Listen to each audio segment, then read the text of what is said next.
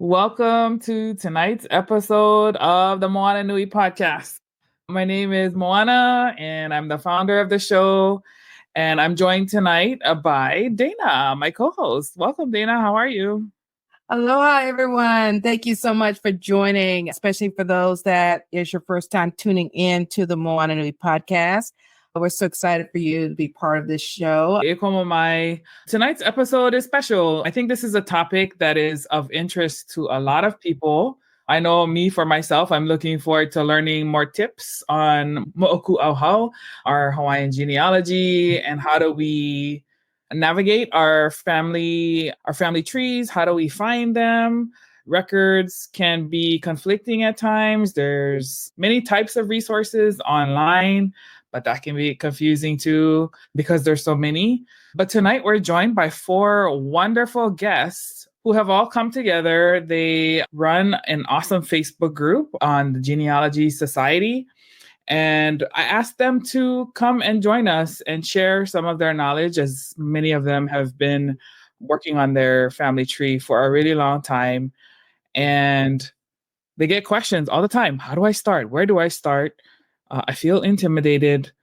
I just need some help. And so we thought this would be a great topic to bring to the podcast to help everybody navigate this issue. Jeff Renaud is going to be our moderator and host tonight. He lives in Vegas, but he has roots in Hawaii as well, of course.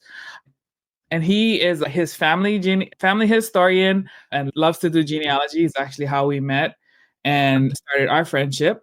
So we definitely want to welcome Jeff back to the show. He's been with us before, but it's good to see him again. Welcome. Aloha. Aloha, everybody. Good to see you. Our second guest is Kalani Mandoi. He's been on the show before. Kalani and his ohana have roots in Molokai, and he currently lives on the West Coast in California. He started his journey trying to seek out his mother's side of the family. And he'll have an interesting story, which I won't spoiler alert that, because I'm sure he's going to talk about it tonight.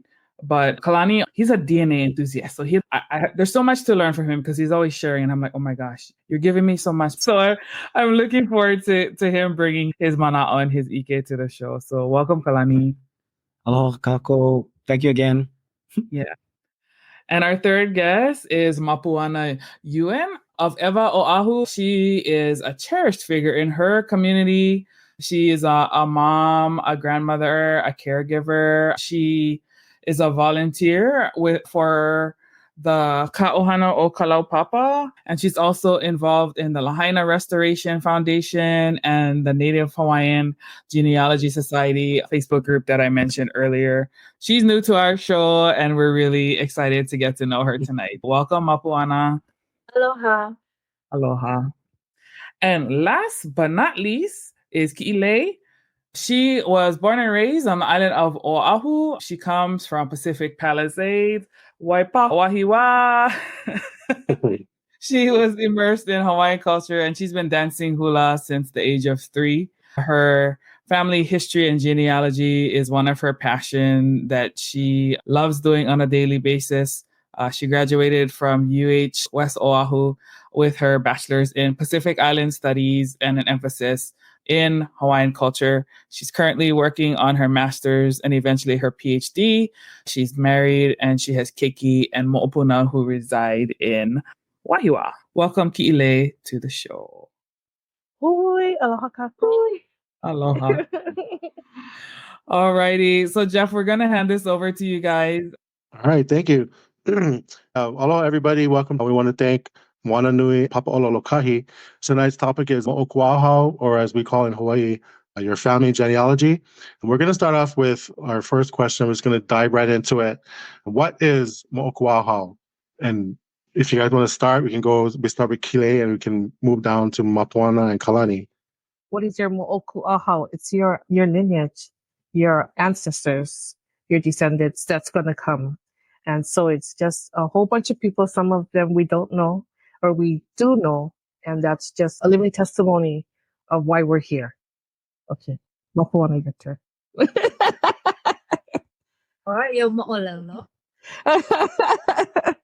stories that we carry that went down through generations, and who we relate to and how we relate to other people.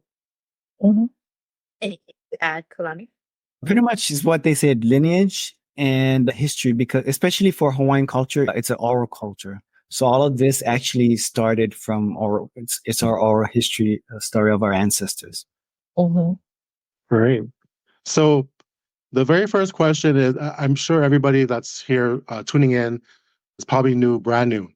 Our very first question would be, where do I start with my genealogy research? Talk to your ancestors, talk to your elders, their information, gather names as much as you can, information. If you think you've never heard of that person before, everything is a clue. Every story has a clue. And you use those clues to look for your I think also start small first. Just do your immediate family, which is like you, your siblings, your parents, and then you can branch off to your grandparents, your great grandparents, and so forth. As Mapuana was saying, some families don't share as much, and so just write the name down, and then you can go look at that name after, whichever name it is that maybe you're unsure of, and that's how you can. That's how you start to create your little circle in your family. Yeah. Yes, it's true for even outside of Hawaiian culture. You start off with what you know. Your parents is the easiest, and your grandparents. Mhm.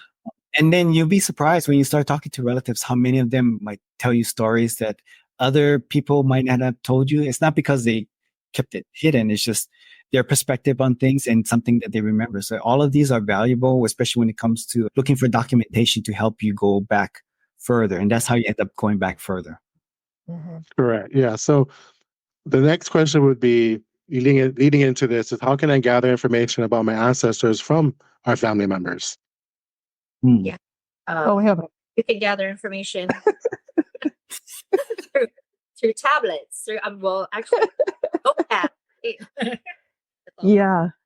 But I writing it down, writing all the information down, and trying to build on it.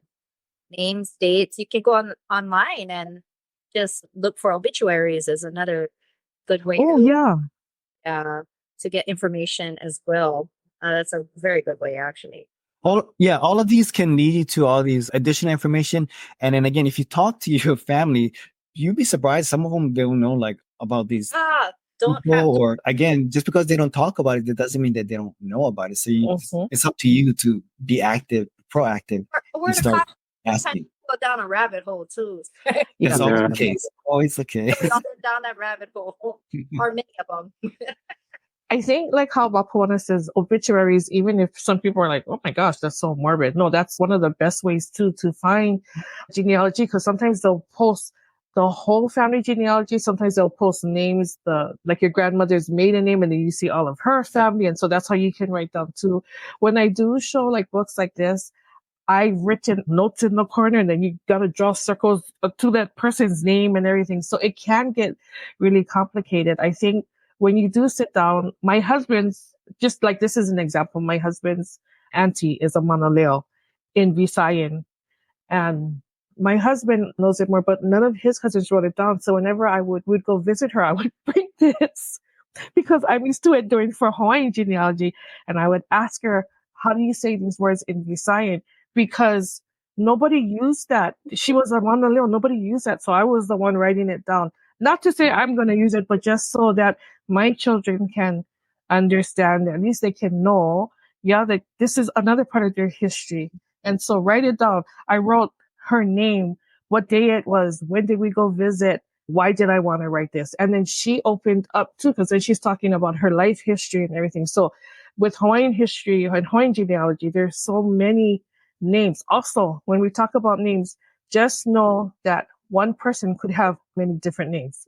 Mhm. So don't just be like, oh no, but in my genealogy, no, it's this name. It might be, and you're correct. And then in Kalani's genealogy, it might be another name. So write down all the names that's associated with that person that you're talking about, because they did have more than one name. And you're going to come across that too when you're looking at marriages, Let's children. talk about why they would have a different name. I think Kalani give Oh, us go some ahead. insight on why would they have different name. Why would a Hawaiian There could be all kinds of reasons. First of all, you only know me as Kalani Mandoi. My classmates know me as another name. I'm not going to talk about that.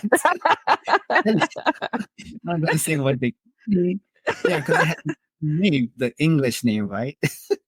But this is my legal name today. Even same thing with my mom, same thing with everybody. But everybody has different reasons, either because I don't know, a lot of my cousins, they have all these nicknames, which I find fascinating. Or I have some cousins, they have this long Hawaiian name, and then you only call them like this one part. It doesn't matter yes. what. Oh, sorry. That's always confusing too. Is why. I was referring to the naming practices. Oh, we're like, oh, I know some. You know, when I read about Keopolani, who is Kamehameha the Great, that's his most sacred wife, I heard that when you're reading history, an Oahu chief gave her that Keopolani name, but she was known by Kalani Kau'i Ka'alaneo. And that's what she was called before Kalani. And then when this Oahu chief gives her the name Keopolani, then that name sticks. So I'm not too sure if it was like a coming of age thing or like what she did that preceded this, or if he saw her in her rank that he just said, oh, look, you're Keopolani. Because I think Keopolani is like the gathering of the clouds in the highest heavens or something like that. So that, like how Moana is saying, the naming is very intricate too. And I think if you look at Kiha Pi'ilani, who is the son of Pi'ilani, the first of Maui, when he married his wife, he wanted to be hidden. And so they had a different name there too, because he didn't want anybody to know that he was Kiha Pi'ilani. So I think like in those instances, and I know Hawaiians too, right there, when we're naming our children, we also have, if it's a couple name, right? You have, like how Kalani said, you're supposed to say, if it's a couple name, especially, you're supposed to say the whole name, not just a small part. But I think sometimes, the naming too, you have to protect your children too and everything like that. Yeah. And then we have, if you're going on naming, you have Mapo names, which are dream names, your tutu, right? If they want to name ancestor name. Well, is the common name after an ancestor? Yeah. Okay, and then they go through experiences and then they carry another name or they change their name. Hawaii is very hard to follow as far as genealogy is. You can't just say that this is my ancestor's name and it's going to be my ancestor. Right. Jim is not going to be Jim 10 years from now. You know what I'm saying? Because they experiences and changed their name, which makes it difficult to follow them. And if you don't know the olelo, it's hard to go. It's hard. That's important to know the olelo, because there was no one back then saying, okay, you were born, okay, give me your full name, your first name, your middle name, the name of your father. They didn't have that. So this is why we have all these intricate names, and it's very confusing. Yeah. And then you have that they changed because, for instance, I've known of some Kalaupapa residents who have changed their name because of shape. Or that is a really big thing with Kalaupapa.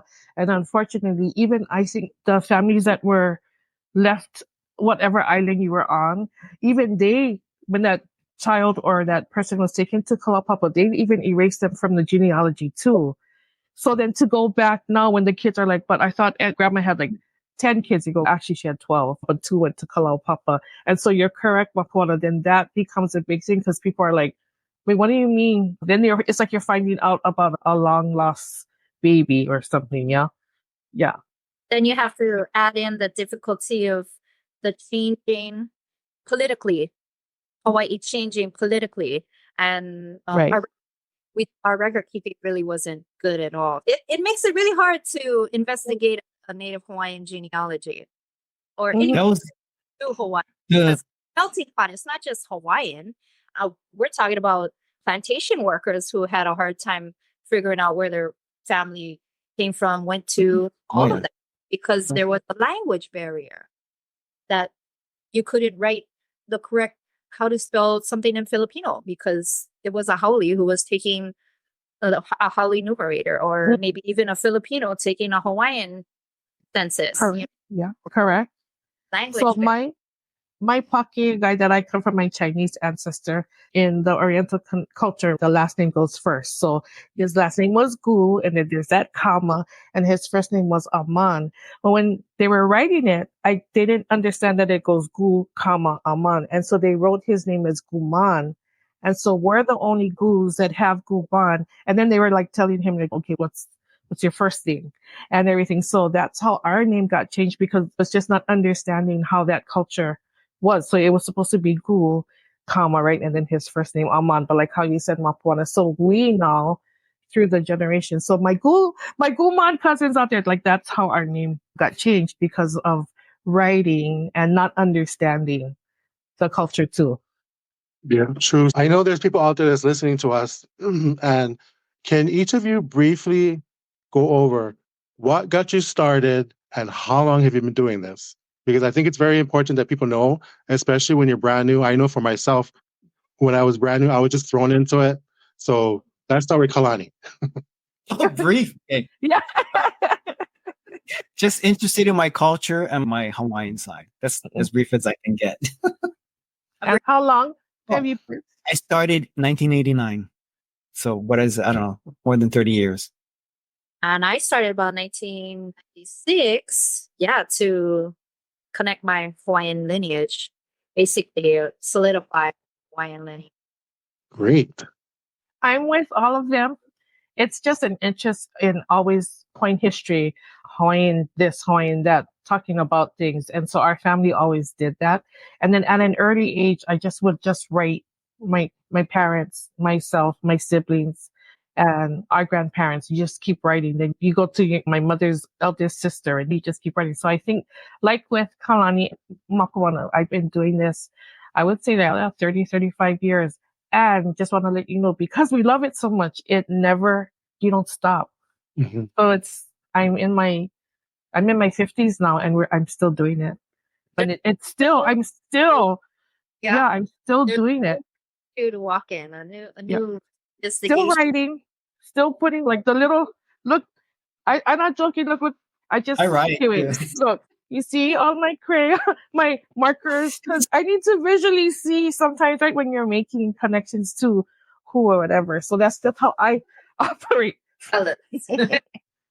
So for the viewers out there, what are some beginner-friendly resources or websites for genealogy research? Oh, okay. Yeah, okay. So you collect your names or as much information as you can from your elders, and then you would go online. You can Google. You can just Google the name that you're looking for, and obituaries probably will pop up, or addresses and who they related to. You can start that way. You can go on family search. That's free. We have the newspaper chronicles, and we'll have the links that'll come out on the chat. Obituaries, National Archives records.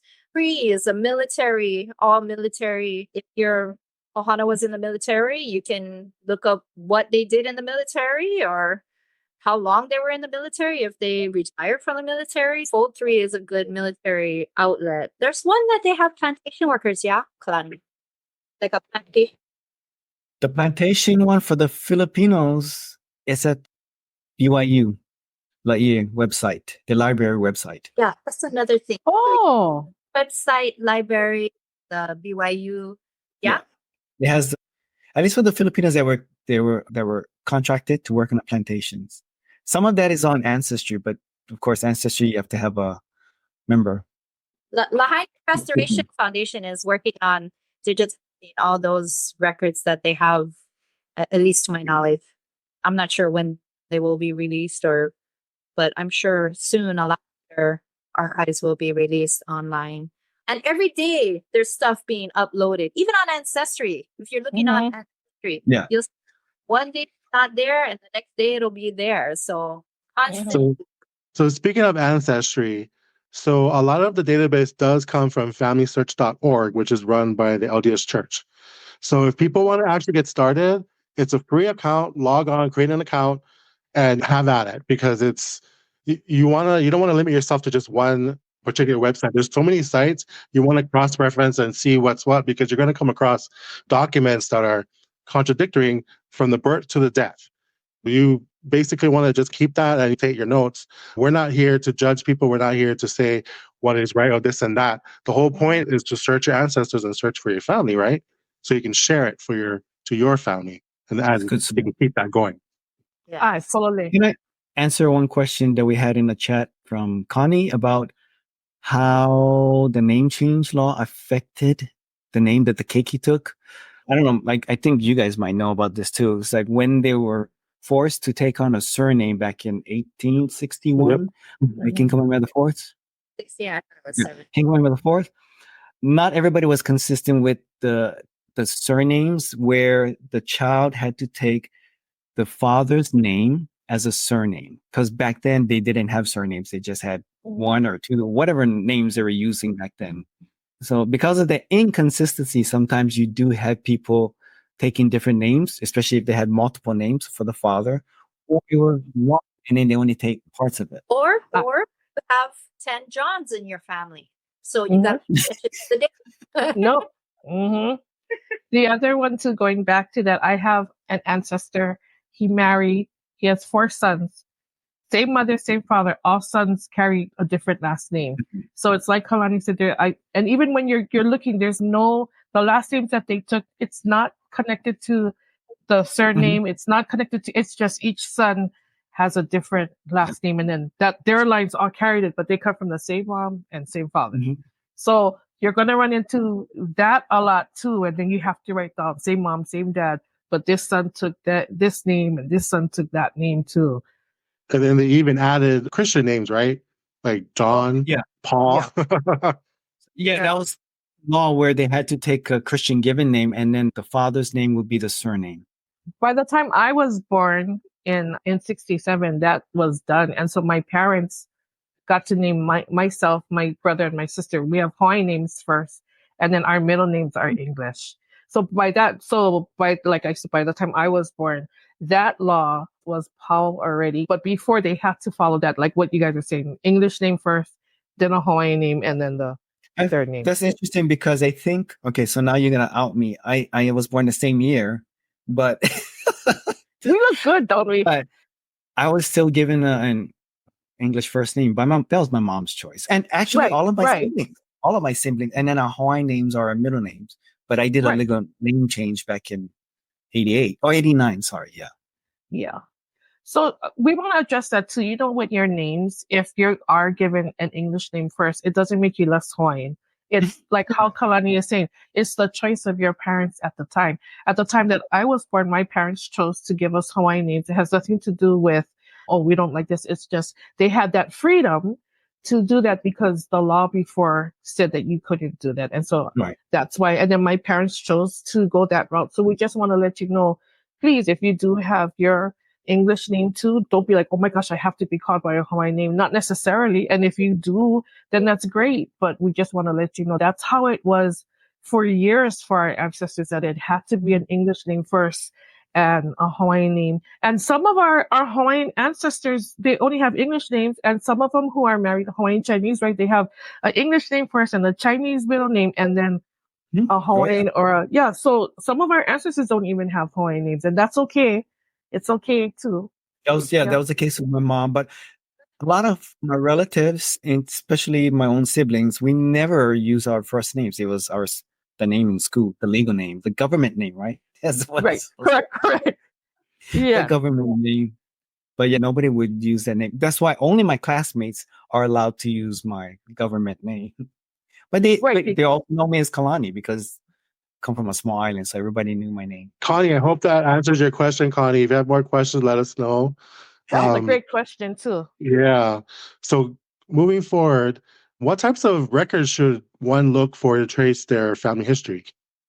Oh, marriage, obituaries, census. Divorce. Oh, delayed birth certificates. Delayed birth certificates. Hawaii has a delayed birth certificate. I actually have a couple in my family.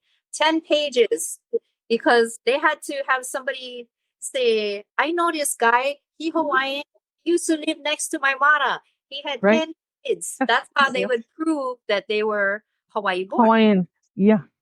Hawaii born. Not Hawaiian because Chinese get them too. Get 'em But too. for Hawaiian too, if you're trying They to were show, born in Hawaii at a certain time of year and certain years. I think it's like I know in the 30s it still was. They no, were it's still what's going on. Yeah. Yeah. To clarify, these delayed birth certificates were the result of people not having a birth certificate, and then maybe they had to go to work and they had to prove who they were. They needed identification, so they had to go to, I forget where, was it Hawaii State Vital Statistics? I'm not sure where, but they had to bring two witnesses who could confirm they are who they are, and that this whole interviewing process.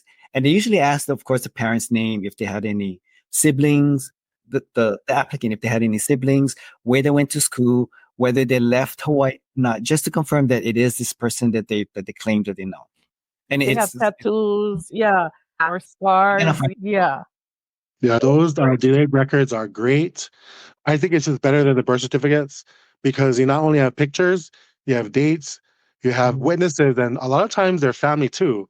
It's like a biography detail, and it's so special. And it open more doors for you to look at and search more of the family just Yeah. in that one document alone. Yes. You can also get your information from personal journals of your ancestors, diaries, letters they sent to other people if you guys Oh, yes. still have that in the family. Pictures. Who's this? You gotta ask the elders, who's this person in this picture? Mm-hmm. Oh, God. And please write it down for you young ones too who are always taking pictures too. Write it down, put it on the back, even now on your phone. But if you're going to print it, write it down who it is, where it's taken from, where they were at, what party was it. All of that is so important for the next generation and for other people too who are searching too. People, Yeah, and I think it's. now we're Oh, so Mapon. digitized. I'm sorry. Now that we're so digitized, we're not going to have these obituaries. Do you see the obituaries now? Like they just say they passed away. Yeah, it's basic. Yeah. It's super basic. It doesn't say this was the brother, this was the sister. They had this many kids, lived in Waianae all their life, was a bowling expert, or none of that. They don't tell a life anymore. Now they just put their name and dates. So all these obituaries are so important because they have so much information. Or delayed birth certificates, it tells a story. Journals will tell the story. This is what my grandmother was doing on this date. Oh, and she met with so and so. Oh, they must have been friends. Or they must have been related somehow if she keeps So everything tells a story. And with the internet, we are not always going to have those stories. Yeah, pictures. That's true. We might not have the actual stories, but especially in this day of the digital age, there is one thing that is useful: social media.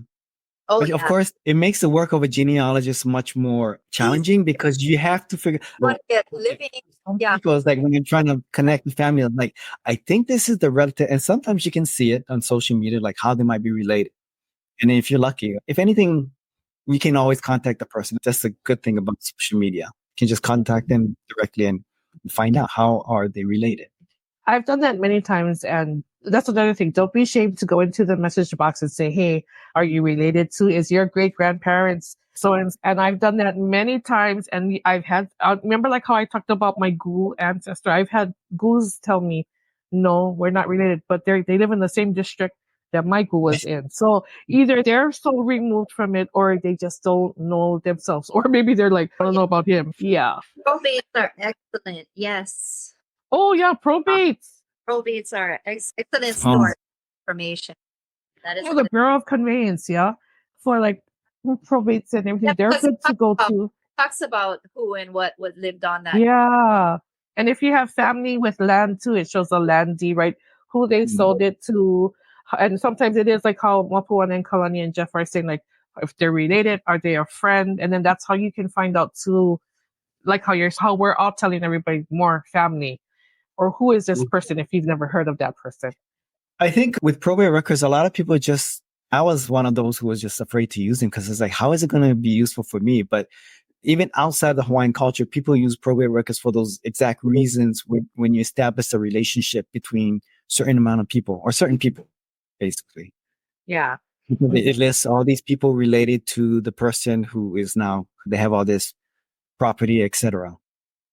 Okay, yeah. That was So- good.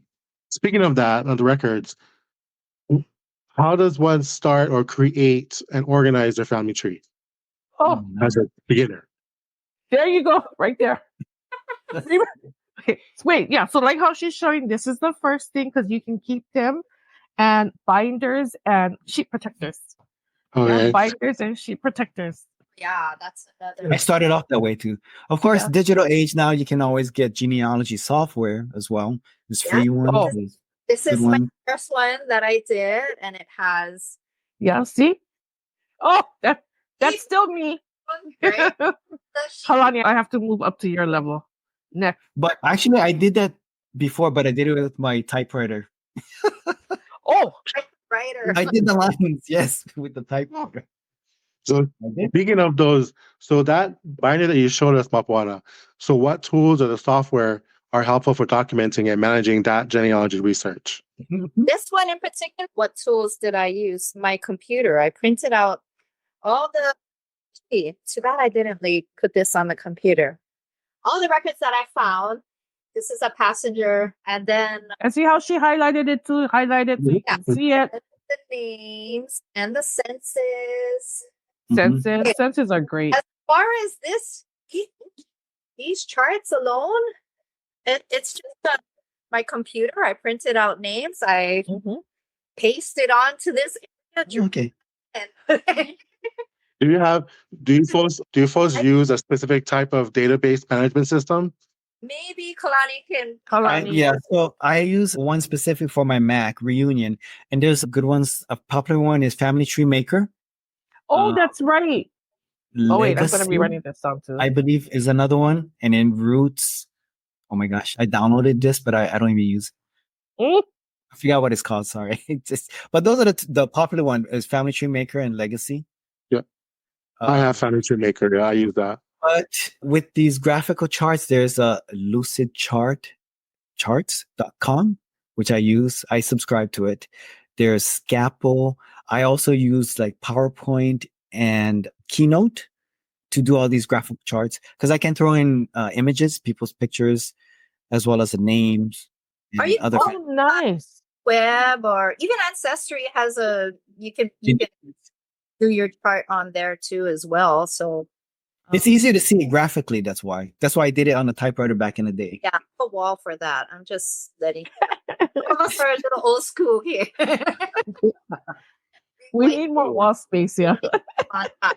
Wait, So this next question is a little Oh yeah. See, Oh, yeah. and then you start doing scrolls. manual. I Yes. did that before too. Yes. And rows.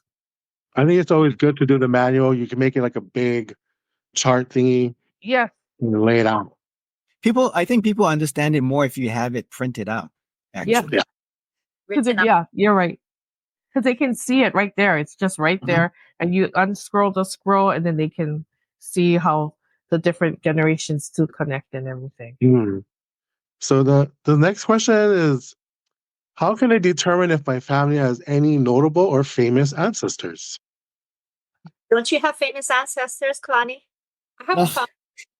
Are you talking about purple blood type of stuff, or just like famous in general, like an actor, or They can be like, for us in Hawaii, I think a lot of times when we think of famous, I know we think of like the actors of today, but I think for us it's more like, was our family like of the elite line? Were Ah. they part of the stuff like that? That's what I think. But then you guys might have a different take on that. For me, it's just a matter of just researching as far back as you can. Yeah. And then I was Mhm. lucky when I started to look into the newspapers, especially the Hawaiian newspapers. That's when I found out my Haole ancestor actually, was the governor of Oahu. And there's a reason why his children, his grandchildren especially, had these large lands because of who he was.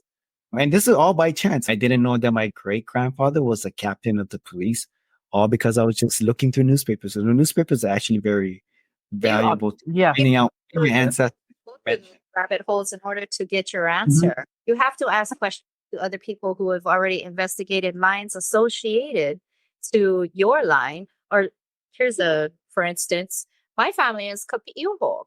And as far as I went back, they were in Moana Nui. And some people say he's Kapi'o Kalani, and I have no way of proving that. I have no way of proving that. That would be connected to the Maui chiefs. So no, I don't claim that because I have not found that line yet. I have not found my family prior to 1847. I think, as like how Jeff said, it is correct. If you're asking like noble houses and everything, this is just me saying it. This is my opinion. Just remember when you're doing research, our history does not start with Kamehameha the First. He is a great addition to our lines, and there's a reason why. But we just want to let you know that there's other chiefs. There's Ma'i'ikukahi from Oahu. There's Pi'ilani of Maui. There's Kahelelani for Ni'ihau. Mano Kalani Po for Kauai. And then there's other chiefs too. Moikeha is a Kauai chief. And a lot of people are like, oh, but he's from Tahiti. Pololei. Yes, correct. But he also came to Hawaii too, married and had his children too. If you are looking and you do find that you are from one of these families, by all means be proud. Also, do not forget about your commoner ancestors because they support us too. Yes. And be proud of them too. One of the greatest stories I can tell you about that is Umi Aliloa.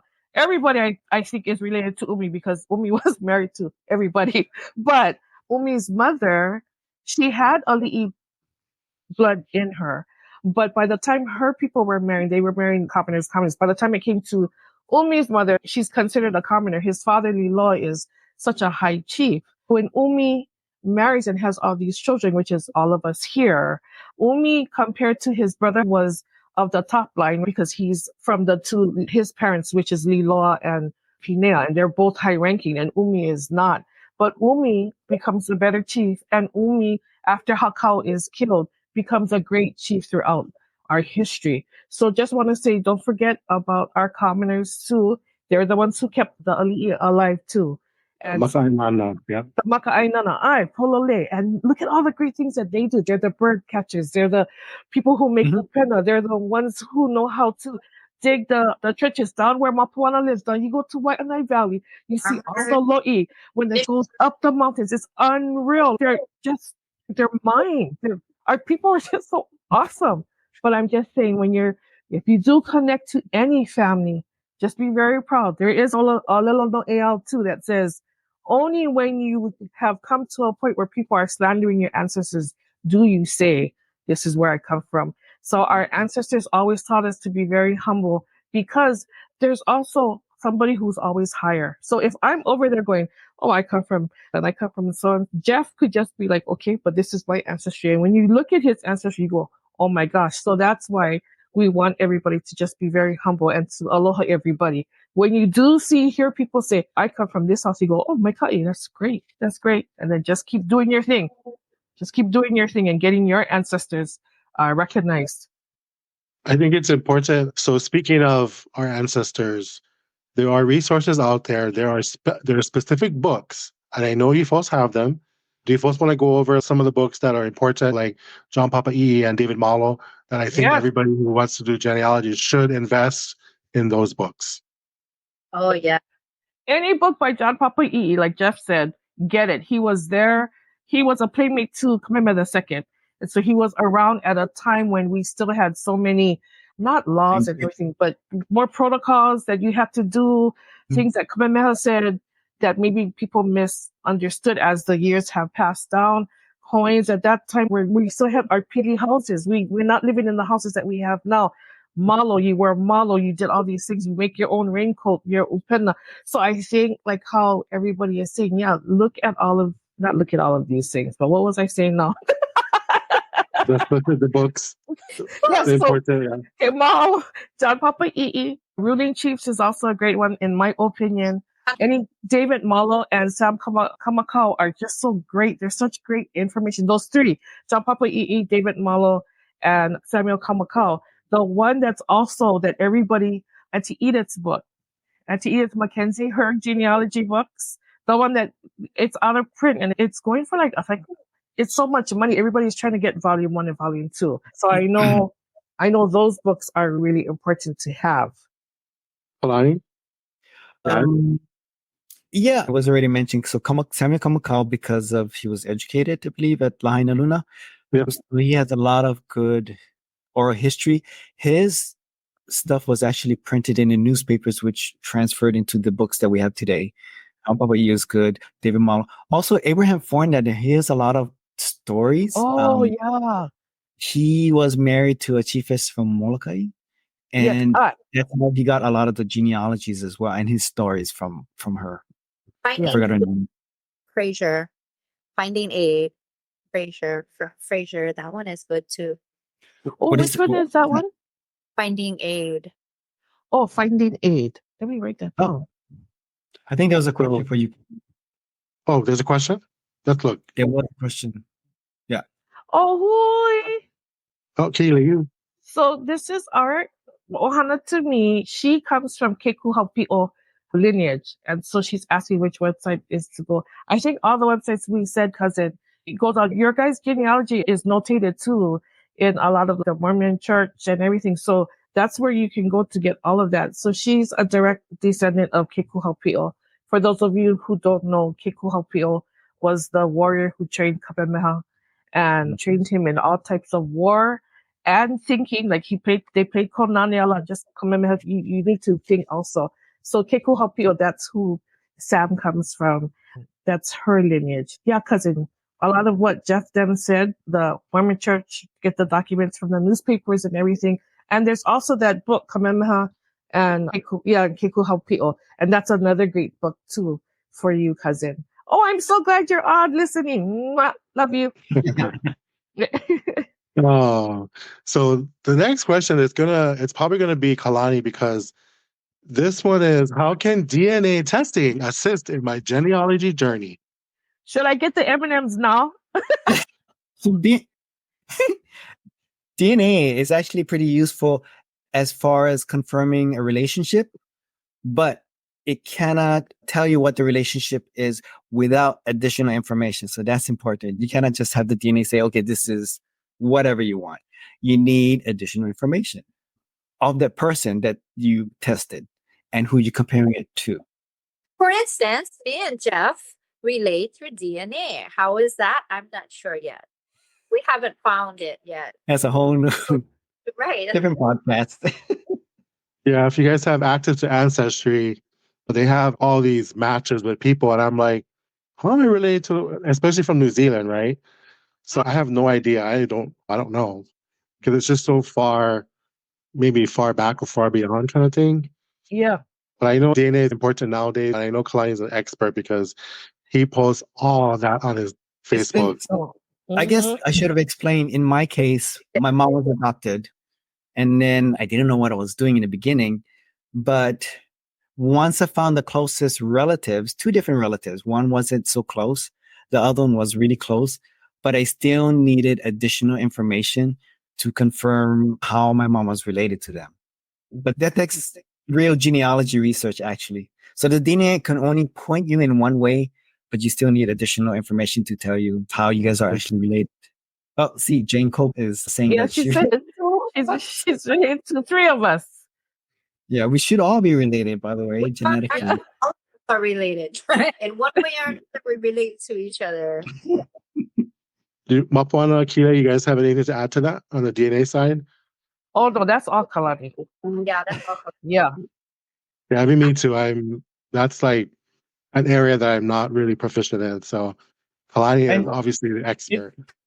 It is intimidating, and it's not only is intimidating, but nowadays we have so much more tools that help people, and it's hard to keep up. Actually, I need more information about the fourth. Jane Cope was saying.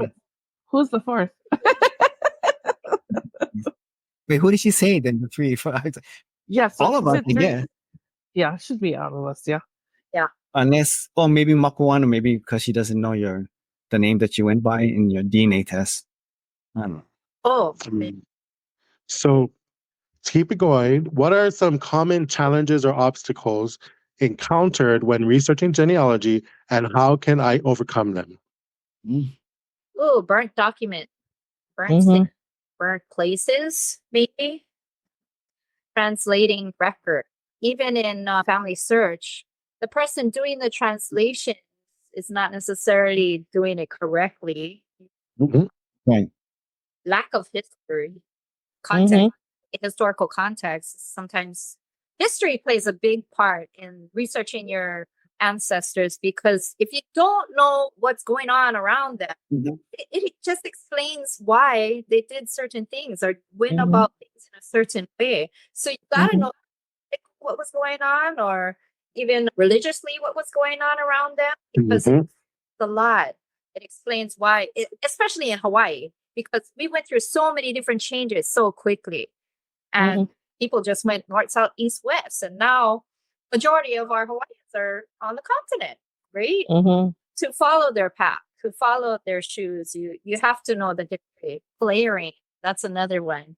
Data layering, or Explain that, Mapuana. Data Yes. literacy. There. people altering. Oh, yes. Oh, sorry. When you get something and you thought it was this, so you changed it to that, and then you post it on here, and then it goes over there, and then data layering. And then you have, I'm going to call it eventus interruptus. When you had something that happened in your family, sometimes you have an elder person in your family who took advantage of a younger pakine or whatever, and there was a child that was the result of it, or delicate matters, I guess you can call it. Also, poorly kept records. We are known for our poorly kept records in Hawaii. Yeah, when the missionaries came, they started record keeping. It wasn't always correct. Or the Hawaiians never even know the type of date that the Howleys kept, if that made any sense. Oh, I was born about the year Lono. Yeah, they would use like the year that this king passed or something like that. See. Yeah. Oh, Yeah. they just round it. So dates are always off. Names are always off. You gotta really fish and see the people that surround them and to make their match. To say, oh yeah, that's them because these names are the same, or they're in the same area with these names. Really difficult for Hawaii to trace their lineage, especially if you don't know Ko'olelo. It only goes so far with the Speaking of Olelo, I think it's really important for the viewers to understand that if you're doing your genealogy, you should really learn Olelo Makuahine, our mother language, Aye. because everything is in Olelo. And if you do not understand, you will not know what to put down. So I think it's like for me, Kalani and myself right now, I know we're in Olelo classes. We have certain ones we take courses and stuff. But at the same time, I know for you three, doing it for as long as you've been doing it, even if you don't speak the language fluently, I know that you folks, when you're looking at records and documents, you understand what they are now. Because back then, Fully. I didn't. Yeah. So I think it's important, yeah. years of looking at probate, there's those Yeah. that's you pick that word out. Oh yeah, that I know what that means. But I still go about it that way. But really, our Hawaiians chanted our Aye. they chanted our lineage. So it wasn't really written.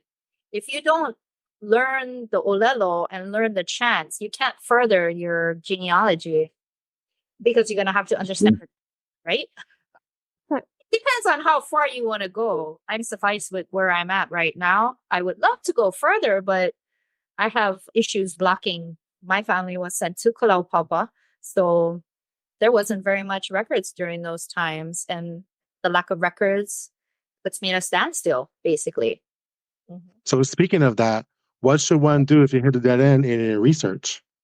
I started helping others. I helped Kauano Kalaupapa. Helping others, I thought to myself, maybe I will come across that record. Or that may not be your answer. Other people you can keep searching, find a different avenue, find a different relative to go around. Yeah. If you had a brother, then you can use that brother and try to follow his path, and maybe you'll find your answer to your grandfather or whatever. There's a lot of research. I think on that note too, if you do hit a dead end, I hit many dead ends, and sometimes you just keep hitting a wall, and it can get really frustrating. You try let's try this, and nothing pops up. Sometimes you just have to put it away for a day or two, regroup, and then go after it again.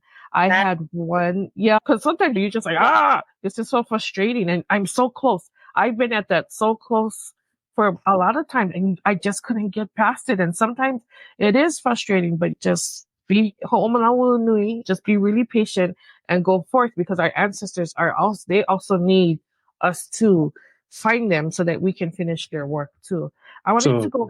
Oh, I'm sorry. Go ahead. No, I wanted to go back to what Jeff and Moana were saying. When you do have secrets in your family, sometimes, I guess how we are now, us four right now, if somebody was to tell us a secret, we're not going to be like, oh my gosh, like how Moana said, if somebody took advantage of somebody, oh my gosh, I'm never going to talk to them again. I think what we do is you just take down the information, understand it was a different time.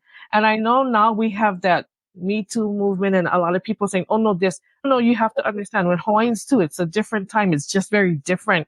And you cannot bring that too. I also wanted to bring up Christianity too. Even if you're Christian, I had a cousin who could not believe that this certain ancestor that we have had more than one family. And we're like, oh yeah, oh yes, that's how it was. But what I'm saying is, as we know Christians now, we're monogamous if you are Christian. And so if you find out that your ancestor had a family, like say in Kahuku, but had another family in Waianae, that's what happened too. And so don't judge them either, because whatever the circumstances or whatever, that's just what happened. And then that's why we're all here too. So just to go off what they're saying. All related too. Yeah. And that's true. So I want to add to that, because you brought up a good point about Christianity and religion. So I want the viewers to understand that our people were spiritual. Mm-hmm. They were very in tune with everything that's around them. They've been doing that for thousands of years before the missionaries came. So I know, like, for me personally, I was on a journey where I was conflicted of how I was raised. We went to church, right? Where I'm from, the temple's in Laie, right? That's where I'm from. My family's from. However, we were always taught that our culture is probably even more important than a religion. I found myself basically spirituality, whatever you want to believe in. In Olelo, we say Keakua, right? When I attended the Native Hawaiian Genealogy Convention in June here in Vegas last June, that's where I met Moana. And I took the Moʻokūʻauhau session, and it was ran by Puka Asing. Oh, Puka! Yeah. Sorry. So when I was on my journey doing our research, like we always do, is our family history, our genealogy, I came across the name Io, or E, the Supreme. Ilalo Ole, the Supreme without branches. And if people don't understand, and it took me back because I asked that question and everybody just was shocked. But I think that our ancestors, they're here. Like for us, it's not just a person that died. It's not just they had a birthday and a death day. No. I go, when you say their name, when you say your tutu's name, they live again. They never die. They are out. They're always with you. So I believe in prayer and pule and all that too. And there's protocols of how we're doing things. So I think it's important for the viewers to understand that you need to shift your mind to how it was back then, because how it is now was not how it was back then. Totally. Yes. And then it's even like how you're saying the naming part, when you call, when you're calling, even when you name your children, and if you name them after that ancestor, Jeff is right, they get to live again because they're living through that child. And it's a beautiful thing too, when you get to call your tutu's name and you get to say this ancestor's name, and even like how Jeff and Moana and Kalani say, even if we don't know them, but the fact that we all come from them, then you get to say, and then they get to live in this moment because they lived and walked the earth too. And yeah, I agree. And Christianity it's a big issue too, with people saying, how do you bridge the two? And it is hard because Hawaiian is very different than Christianity. But I agree with Jeff, spirituality first, and our people first, our families first, our culture first, and of course I may take a hit with people going, oh my gosh, that shouldn't be, it should be God first. But I think when you're looking, it's just very different in how we think, how we look at things, how we understand things. And that's just my mana'o of this too. Go ahead, Moana. Oh, I thought you. Yeah, I was like, go ahead, Tita. I think we have one more question. Oh, okay. How would you find out if they're Hanai or blood? Oh my gosh, this is the hard one. That's you, Kalani. That was the case for me. Actually, there was a case for me because so when I started doing genealogies, because I was curious about my mom, because I wasn't raised by my Hawaiian mother, she was very reluctant to give information. But I was determined. I found out from her relative, Auntie Eloise, didn't know how she was an auntie to us, but she was trying to give me family information on the family, Kawabehe family. But long story short, so that family was my grandmother's stepfather's side. But had I not researched that her stepfather's side, I wouldn't have known who actually hanai'd my grandmother. I found out easily thanks to the delayed birth certificate, the whole, what is it called? Application delayed birth certificate, that who my grandmother's biological family was. And so I got to research 3 lines, her stepfather's side, her Hanai side, and in her biological side. And then came 2014 when my mom said, oh, I already know I was adopted. When I started to get into DNA, I was like, oops, there went all my genealogy research from 1989. So, and then I found her biological side. So By blood, no problem. you can test, or you can. Yeah, so by blood you can tell. I was telling Kalani Mapuana a story earlier. My grandmother is from pure Hawaiian lady and an pure Irish father. She was Hanai to her first cousin, but because of the age difference, she would have called her auntie. So she was Hanai to her auntie. And when she was Hanai there, she was the baby of 16 children, and she was Hanai there. And Hanai, usually you know who the parents are. It's open because Hawaiians, we did Hanai. This was part of our culture. The chiefs fostering good fellowship within each other if they could give their child to another chief to raise and everything like that. And my grandmother found out that she was Hanai by coming to Oahu to visit her biological mother. And she just came in and she was just like, hey, mom. And that her mother at that time was feeling nostalgic or something. And she told her, I'm not your mom. I'm not your auntie. I'm your mother. And that made her Hanai mom, which is her mother, right? Because her mother is raising her, come in and they were talking Hawaiian because they're Manaleos. And my grandmother was a Manaleo because I lived in Puna on Hawaii. And I guess in Puna, as long as they took the census, that was fine. You could talk Hawaiian or whatever. They just doing the census. Can you tell the audience what Manaleo is? Oh, Manaleo is a native speaker. Sorry, Kalamai, sorry. A Manaleo, native speaker Hawaiians, Manaleo. And so they were talking, and my other tutu took my grandmother back to Puna because they got into that fight. So when we do our genealogy, I always put my grandmother, her biological parents, because without her biological parents, she wouldn't hear. Right next to that, I put her Hanai parents because that's Awesome. right there. Yeah, and Hawaiians, we have a word for that. Everybody ready? Polole. And so when you are researching, then you come to, like, Kamehameha the First is a great example. Some people don't believe it, but Kahikili is his father, and then Keoa was his father too. So you should put the two genealogies next to each other so that you can see. You put Kamehameha here, you put Kahikili, Keoa, and then you can write their parents so you can see who is who and how they connect and everything. I think for Anthony's question, like, how would you find out? I found out by chance. I don't know. Stories too. Comments, blood tests. Yes. You gotta, or just digging and pressing the ancestors now. No, my grandmother, thinking her mother was her real mother, finds out when her real mother blurts it out. It's just Right.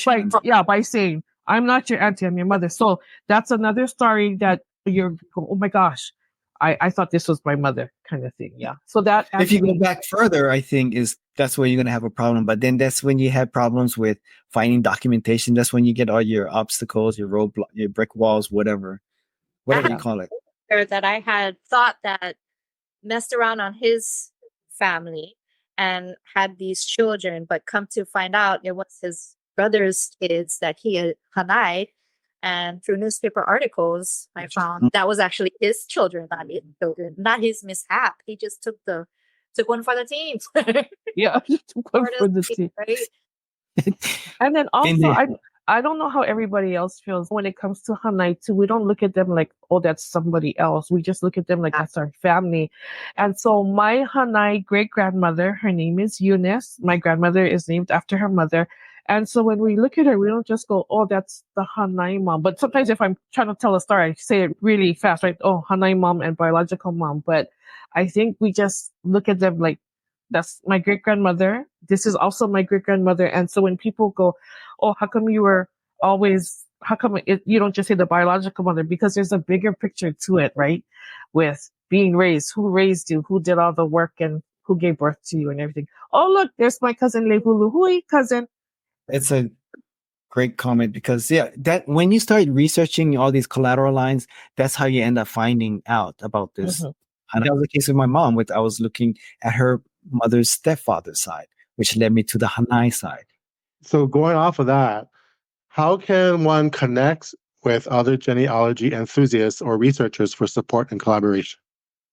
The Native Hawaiian Genealogy Society. Yay! I was thinking of that too. Come on. Wait, we have to mahalo. I don't. Hui, Wait, Dean. question Mahalo, again. Dean. Mahalo to Dean. Honey, he's a cited authority on royal and chiefly lineages. Yes. Going on 15 years with Native Hawaiian Genealogy Society is our founder, along with, was it Robert? Manu. Oh, Man, Robert Manuge and then Lenneth Lorenzo too. oh, Leonard, that's right. Right. And then, yeah. And then, Dean, our founder for Native Hawaiian, GSOC, it's his grandfather, right? Is Uncle Solomon, the famous genealogist too. Yeah. When you, like how Mapuana and Jeff and Kalani are saying when he founded this, it's not like he's just founding something. His lineage is such a great lineage because his grandfather, they were just genealogists that the chiefs used, and the chiefs used them. And for the genealogy, they were the ones who knew everything. And I know that there are other families too who have it in their ohana too, but because we were just talking about the Keko Yeah, Olani. so Dean's, I believe it's his great grandfather was Solomon Peliiolani, Oh, great and grandfather. he was a master genealogist, and I believe his great granddaughter translated one of the documents that said where we came from as a people. Everyone think we came from Tahiti, and that is not correct.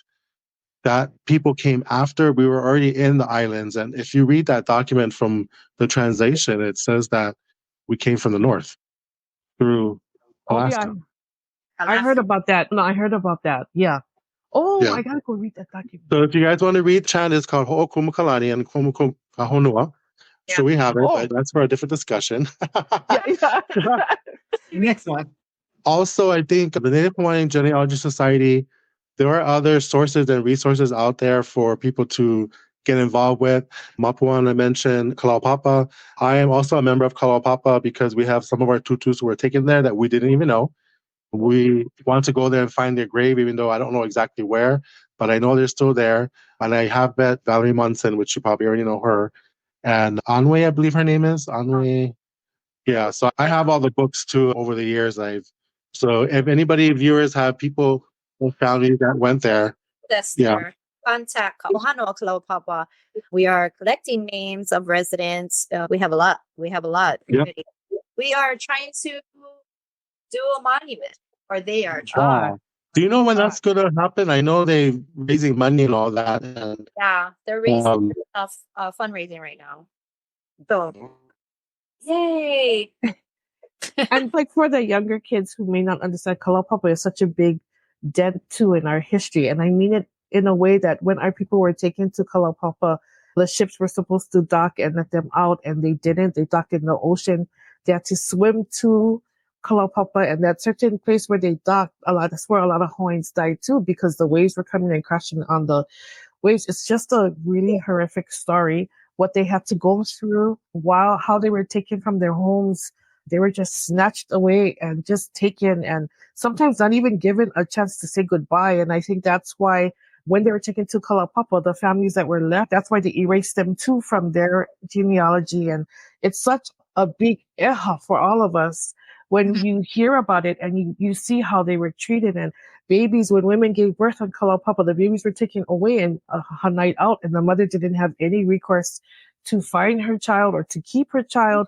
And we understand about Hansen's disease and how bad it was, but at the same time, for what it did to our people, And just the breakthrough now that we can, like how Jeff said, he didn't know we had tutus. I didn't know that I had tutus over there too.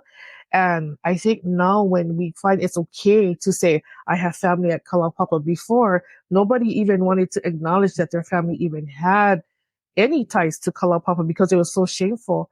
And I think now doing this, when we do this, that we can give those ancestors, we can allow them too because of what they had to go through there. Yeah. Well, Kalani too, Molokai too, you know how Molokai has that big history there too, right? And just to understand too about Kalapapa and everything, right? And how Eha means, how it just hurts right here. That Eha, that soreness, that heaviness, when you hear about what they had to go through. That was meant during the separation. A lot of children went to Oahu and they would put in the paper, hey, this child is going to be Papa. Claim it. This is your child. Claim it. If this is your relative, claim them, or we're going to put them in the orphanage. And then the orphanages got full. And then they were just like trying to find houses for these because they couldn't feed them. It's just really hard to find where you actually stem from when they go to the villages. So we're hitting the end of our podcast. So I want each of you, in closing, if you want to just leave a brief mana'o or one last thing before we close. I know it's already been over an hour, but we'll have another session coming up in May. But if Kalani, you want to start?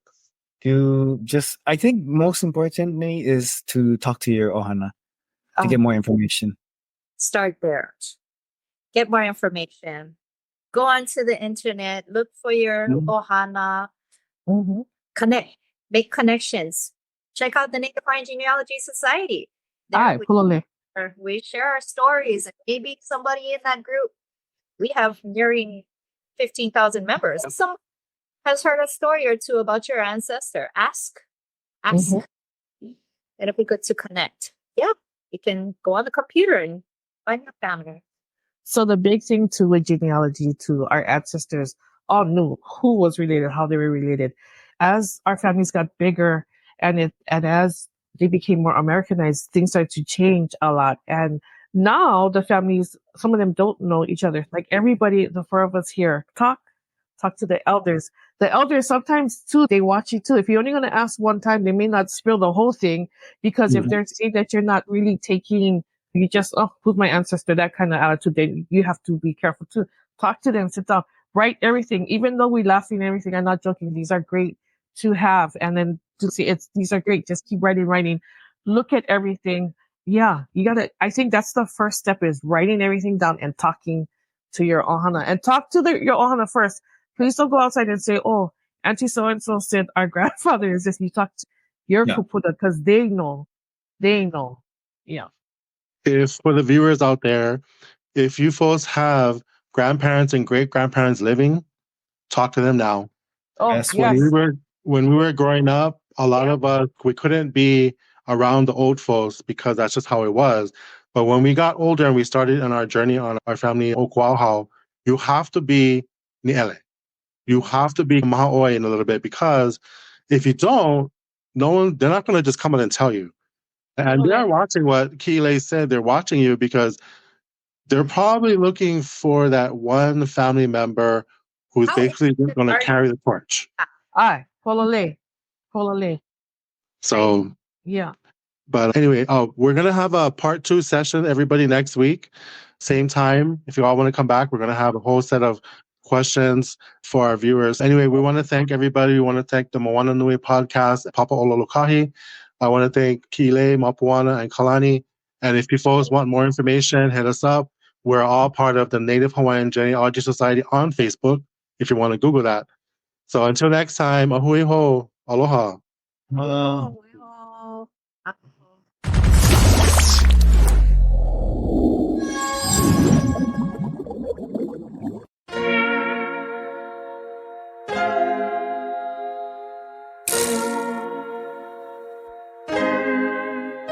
So many stories left to tell, even if we have to ourselves. Can't keep history on the shelf. If we won't tell it, we will. If this the land of free, it was a freedom then. When they annexed Hawaii and called it cedar lands, without any type of payment and no signing off, called themselves the Republic in 1894. 1.2 million acres overtaken from the native Hawaiians. When they resisted, the West retaliated in violence and erasure. The Hawaiian language is banned as part of colonialism's plan to expand, yeah. Stuck between a rock and a hard place. Multiple bombings of Kaho'olawe as a part of their ongoing war with Asia. Used it as a place for target practice. No consent or compensation. Colonizers call for annexation. No regard for all the locals. School never let you know. So many stories left to tell, even if we have to ourselves. Can't keep history on the shelf. If we won't tell it, we will. Too many stories left to tell, even if we have to ourselves. Can't keep history on the shelf. If we won't, we will. We will. So if we put Hawaii into perspective, well, Black and Asian history is interconnected. Considering the fight with the Pacific, then of course versus Asia, they was treated as a middleman for war, but didn't let the Western colorism run its course. Cause dark skin was a sign of dignity to core. The land was taken in the name of capitalism, when prior to it was an actual kingdom. Clap back at the system. Stuck between a rock and a hard place. Multiple bombings of Kaho'olawe as a part of their ongoing war with Asia. Used it as a place for target practice.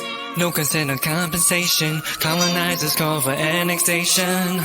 No regard for all the locals. School never let you know. So many stories left to tell, even if we have to ourselves. Can't keep history on the shelf. If we won't tell it, we will. Too many stories left to tell, even if we have to ourselves. Can't keep history on the shelf. If we won't tell it, we will. So many stories left to tell, even if we have to ourselves. Can't keep history on the shelf. If we won't tell it, we will. Too many stories left to tell, even if we have to ourselves. Can't keep history on the shelf. If we won't tell it, we will.